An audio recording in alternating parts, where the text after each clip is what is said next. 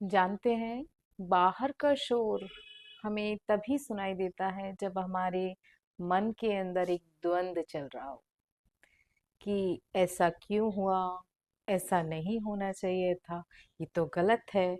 फिर सही क्या है? जब मन के अंदर ऐसे द्वंद चलते हैं तो जो हमारे दिल की आवाज होती है हम सुन ही नहीं पाते। फिर हमें बाहर की चैपें सब तरह की आवाजें आती हैं, लेकिन इस अंदर की आवाज को हम कैसे पहचाने, कैसे जाने कि अंदर की आवाज क्या कहती है। बचपन से ही हम सबको, जब छोटे होते हैं, चीजें बहुत अच्छी लगती हैं और सब जब हम छोटे होते हैं तो सभी लोग हमें कहते हैं कि अरे ये तो भगवान का रूप है, बच्चे भगवान का रूप होते हैं। फिर ऐसा क्या हो जाता है बड़े होते होते कि जिसमें हम भगवान का रूप देख रहे होते हैं उस इंसान पर रॉन्ग का टाइटल मिल जाता है। ऐसा क्या हो जाता है?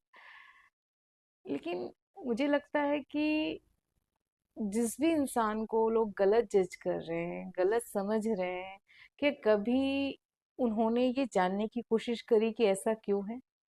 नहीं, क्योंकि वो चाहते ही नहीं जानना। उन्हें तो बस स्क्रिप्ट करना है। तो जो जानना ही नहीं चाहते कि ऐसा क्यों है, तो फिर उनके बारे में इतना क्या ही सोचना कि वो हमारे बारे में क्या सोचते हैं।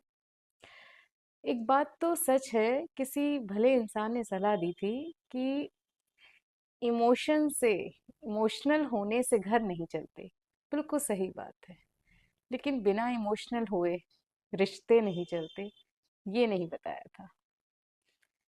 इमोशनल लोग, सच है कि थोड़े से इमोशनल फूल होते हैं, लेकिन इतने भी नहीं होते जितना उन्हें दुनिया समझ लेती है।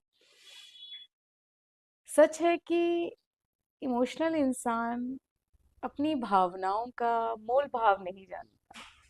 वो नहीं जानता कि उसने कब, कहाँ और कैसे, किस पर अपनी भावनाएं व्यक्त की हैं, बिना हिसाब किताब लगाए।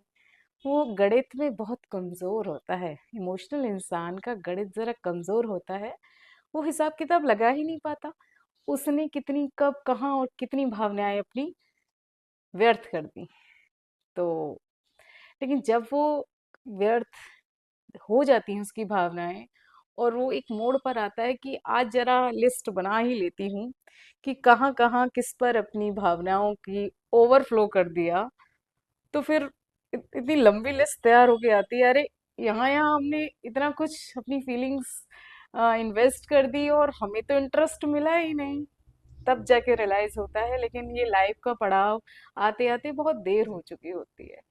और जब फिर आप कैलकुलेशन करने लगते हो ना, तो जो और लोग हैं उनको आदत हो जाती है कि अरे ये तो देगी ही अपनी फीलिंग्स, ये तो देगा ही अपने इमोशंस हमको, ये तो देगा ही। वो दे आर हैबिचुअल, आपकी हैबिट के वो हैबिचुअल हो जाते हैं कि आप इतना तो देंगे ही। लेकिन वो ये नहीं जानते कि देने की एक सीमा होती है, हद से ज्यादा नहीं दिया जा सकता।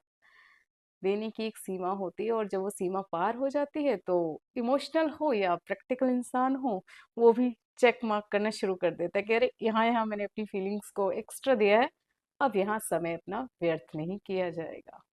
तो आपकी लाइफ में भी अगर ऐसे लोग हैं जो आपको बिना मोल भाव किए फीलिंग्स आपके साथ रखते हैं, आपके साथ जुड़ाव रखते हैं, तो उन्हें इमोशनल फूल मत समझिएगा। क्योंकि एक दिन ज़रूर आएगा जब वो अपनी फीलिंग्स का हिसाब लगाएंगे और आपको बता देंगे कि वो भी इमोशनल फूल नहीं है। अब वो इमोशनल फूल नहीं, एक्चुअल में थे लेकिन अब नहीं है। तो भावनाओं को सोच समझ कर खर्च करिए। सच है कि भावनाओं से घर नहीं चलते, लेकिन बिना भावनाओं के रिश्ते नहीं निभते। जय श्री कृष्णा, जय श्री राधे।